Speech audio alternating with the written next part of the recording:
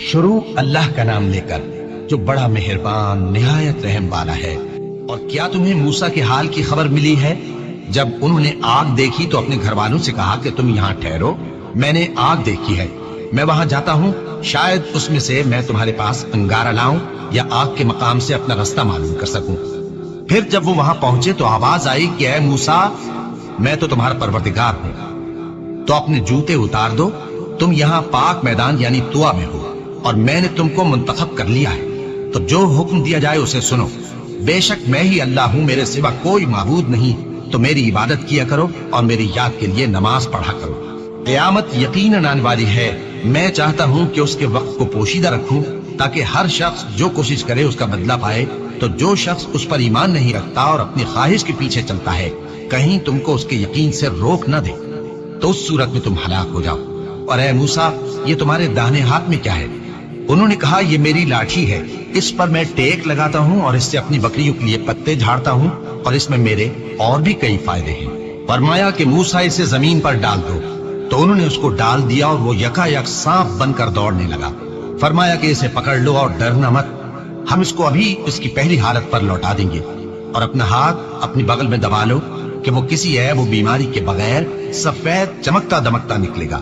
یہ دوسری نشانی ہے تاکہ ہم تمہیں اپنے بڑے بڑے نشانات دکھائیں۔ تم فرعون کے پاس جاؤ کہ وہ سرکش ہو رہا ہے، کہا اے میرے پروردگار، اس کام کے لیے میرا سینہ کھول دے اور میرا کام آسان کر دے، اور میری زبان کی گرہ کھول دے تاکہ وہ میری بات سمجھ لے، اور میرے گھر والوں میں سے ایک کو میرا وزیر یعنی مددگار مقرر فرما، یعنی میرے بھائی ہارون کو، اس سے میری کمر کو مضبوط کر اور اسے میرے کام میں شریک کر، تاکہ ہم تیری بہت سی تسبیح کریں اور تجھے کثرت سے یاد کریں، تو ہم کو ہر حال میں دیکھ رہا ہے۔ فرمایا موسیٰ، تمہاری دعا قبول کی گئی، اور ہم نے تم پر ایک بار اور بھی احسان کیا تھا جب ہم نے تمہاری والدہ کو الہام کیا تھا جو تمہیں بتایا جاتا ہے، وہ یہ تھا کہ اسے یعنی موسیٰ کو صندوق میں رکھو، پھر اس صندوق کو دریا میں ڈال دو تو دریا اس کو کنارے پر ڈال دے گا، اور میرا اور اس کا دشمن اسے اٹھا لے گا۔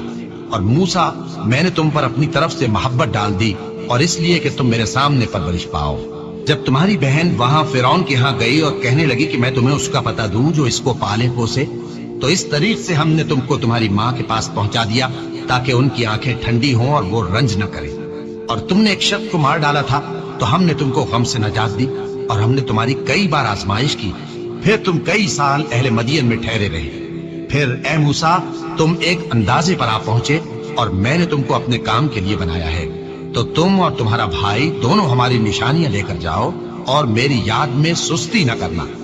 دونوں فرعون کے پاس جاؤ کہ وہ سرکش ہو رہا ہے، اور اس سے نرمی سے بات کرنا، شاید وہ غور کرے یا ڈر جائے۔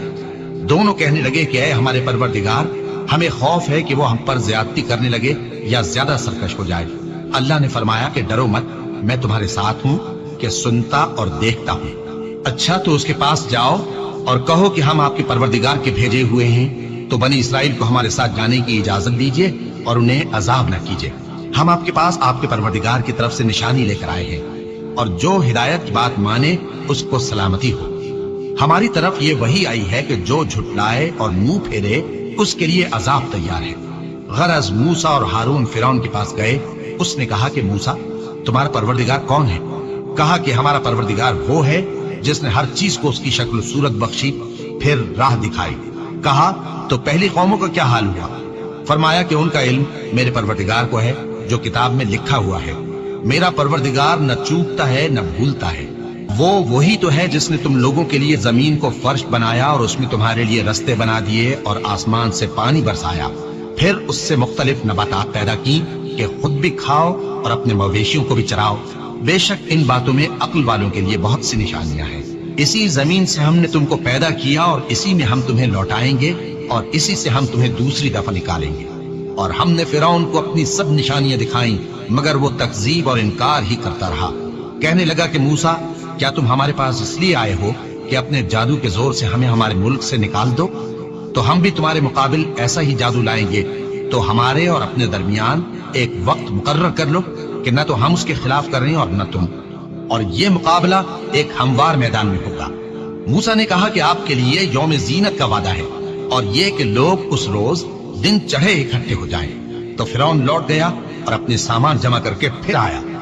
मूसा ने उन जादूगरों से कहा कि ये तुम्हारी बर्बादी होगी, अल्लाह पर झूठ न बांधो, वो तुम्हें अजाब से फना कर देगा, और जिसने झूठ बांधा वो नामुराद रहा। तो वो बाहम अपने मामले में झगड़ने और चुपके चुपके सरगोशी करने लगे।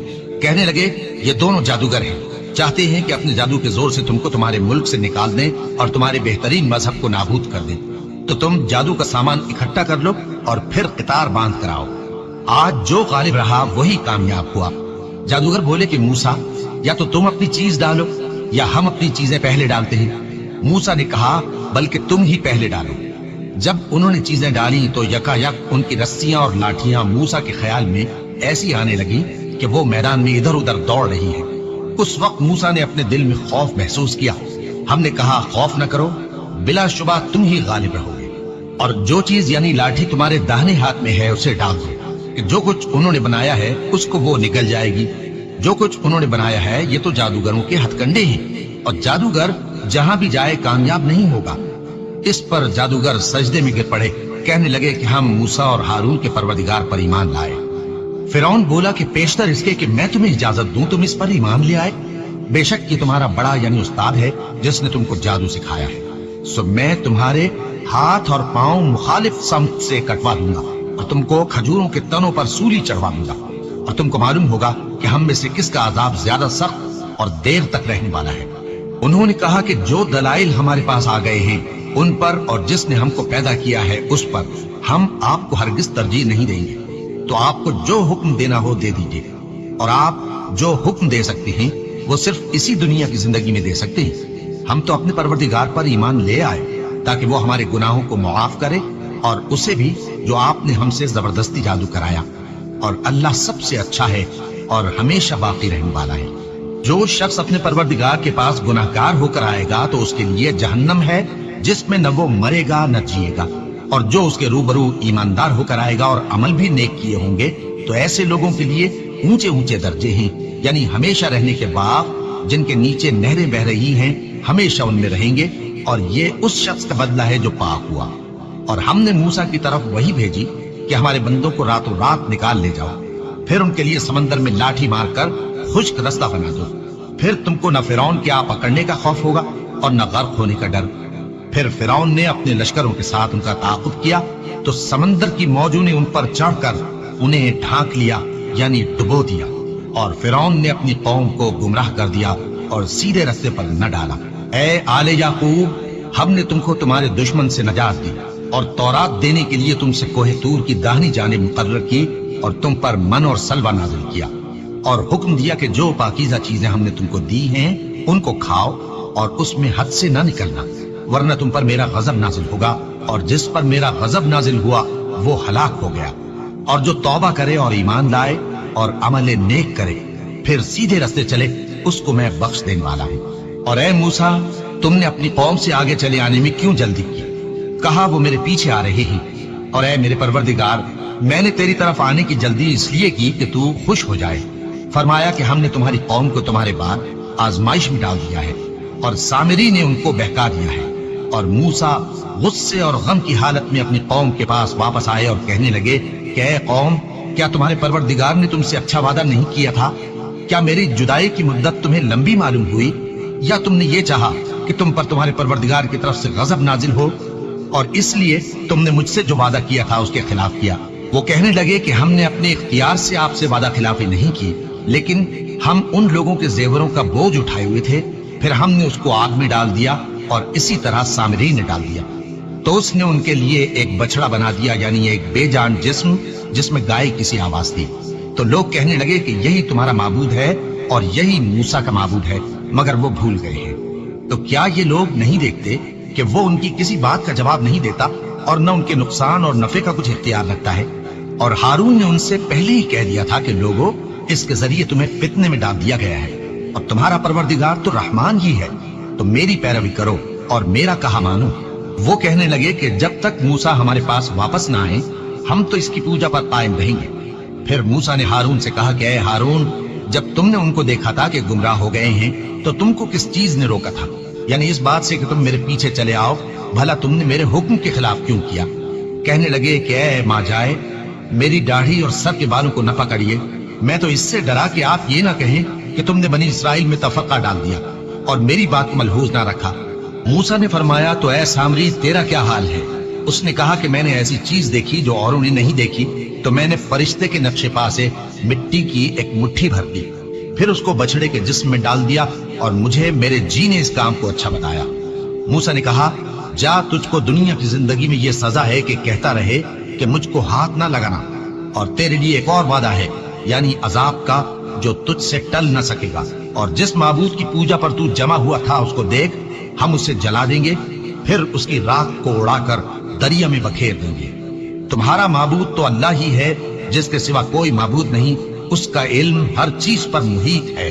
इस तरह हम तुमसे वो हालात बयान करते हैं जो गुजर चुके हैं, और हमने तुम्हें अपने पास से नसीहत की किताब अता फरमाई है। जो शख्स इससे मुंह फेरेगा वो क़यामत के दिन गुनाह का बोझ उठाएगा। ऐसे लोग हमेशा इस अजाब में मुब्तला रहेंगे, और ये बोझ क़यामत के रोज उनके लिए बुरा होगा। जिस रोज सूर फूंका जाएगा और हम गुनाहगारों को यूं इकट्ठा करेंगे कि उनकी आंखें नीली नीली हों।